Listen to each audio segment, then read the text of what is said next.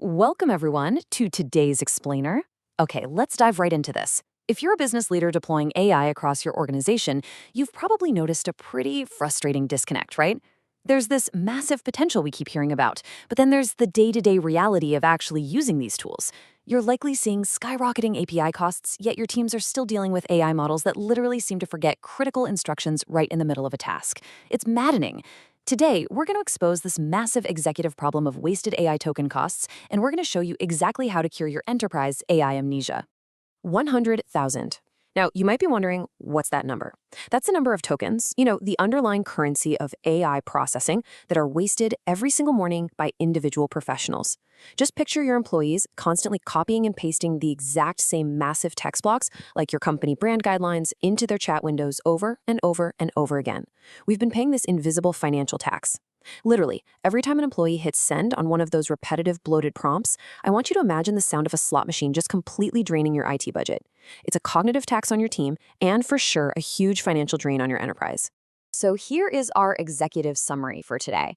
We're going to cover 1. The hidden enterprise token tax. 2. Unmasking the memory gap. 3. A case study on the Sigma bank error. 4. Fixing memory with context graphs. And finally, 5. The future self-improving AI. Section 1. The hidden enterprise token tax. Well, because of the way current systems are built, your employees aren't really collaborating with AI. Actually, scratch that. It's more like they're being forced into a frantic babysitting role. They're constantly tweaking parameters, clearing out messy chats, and desperately repasting reference data just to keep the model on track. And the root cause of this token tax, and honestly the reason for those super frustrating hallucinations, comes down to something called recency bias. This is a fundamental architectural flaw in traditional frontier models. So the crucial point is that when you feed an AI a massive amount of information, it naturally prioritizes the very last thing you said to it. It goes completely blind to the grand design of your project. The AI isn't intelligently processing everything. It's literally drowning in its own chat history, totally forgetting the constraints you gave it just 20 minutes ago. Section 2. Unmasking the memory gap. Look, we really need to issue a warning right now about the dangerous illusion of this 1 million token context window hype that's floating around boardrooms right now. We have to look at what's actually happening under the hood, and this brilliantly illustrates the problem. It's the U-shaped performance curve of a standard large language model's attention span. Notice how the model's attention spikes sharply at the very beginning of your prompt, and then spikes again at the very end. Our models absolutely love the first and last pages, but everything else, it's just a blur. That drastically low middle valley is what we call the graveyard. When you rely on huge context windows, the middle is exactly where your critical enterprise data gets lost and swallowed up by the model's architecture. The contrast between the marketing pitch you hear and the reality on the ground is just stark. The marketing mirage shouts about 1 million tokens of memory, but the enterprise reality, it's much darker. When you dump 50 PDFs into a prompt, you don't get some genius synthesis. No way. You get context rot. You get what engineers call semantic drift, which, translated into business terms, means wildly inaccurate business insights. The model becomes slower, way less accurate, and heavily biased toward whatever just happened to be on the very last PDF it read. Section 3. Case study on the Sigma bank error. Let's make this abstract graveyard concept painfully real by looking at a simulated research session from Sigma Bank. We need to see exactly how this technical flaw creates a high-stakes business failure. Let's walk through this sequentially. In step 1, a financial analyst feeds 10 different country reports into their AI agent. In step 2, they ask a question regarding a specific mispriced corridor in Nigeria. But because the Nigeria report was loaded somewhere right in the middle of those 10 documents, it sits dead center in the graveyard. So step 3 happens. The AI confidently answers the question, but it totally hallucinates.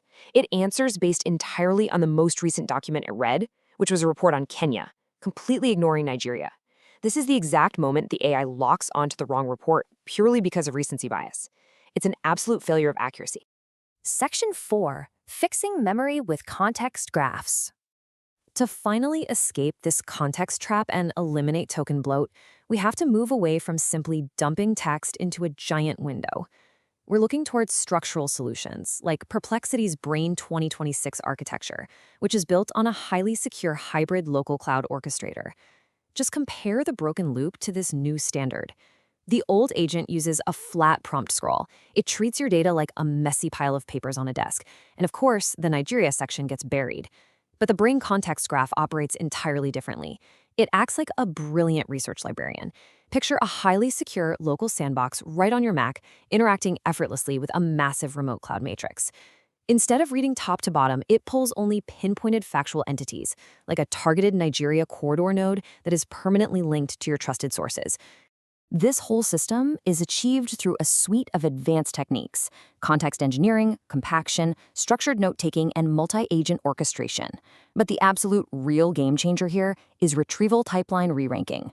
This is the mechanism that dynamically pulls that vital Nigeria node right out of the graveyard and brings it to the absolute front of the AI's attention exactly when it's needed.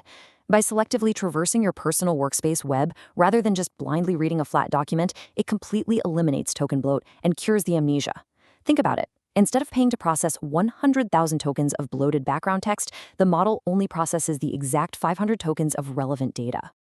If there is one definitive takeaway you bring back to your executive team from this explainer today, it is this: bigger windows don't fix attention, better context does. Stop paying this invisible tax to feed massive, forgetful models and start organizing your enterprise data into intelligent, targeted graphs. Section 5, let's move to and see how this builds into the future of self-improving AI. Because, once you fix the core memory architecture, you unlock capabilities that go way, way beyond basic memory management. Imagine this scenario. It's the end of the day. You've corrected the model on that Sigma bank error. Deep in the underlying neural network pathways of the context graph, a glowing red node labeled "Mistake, Nigeria spread plus 3% lights up. But instead of just logging a new chat that gets lost tomorrow, the system actively begins rewiring its own pathways in real time, completely independent of human input. It's literally redesigning its own processing strategies while you sleep. Which leaves us with this final, crazy thought. What if the system could wake up tomorrow and never make this exact same error again? That is the promise of recursive self-improvement. By escaping the context trap, we aren't just saving API costs. We are building cognitive assets that actually learn and grow. I highly encourage you to look at how your own organization is structuring its AI memory right now before you pay another single cent in token taxes. Thanks for joining me on this explainer, and I'll catch you in the next one.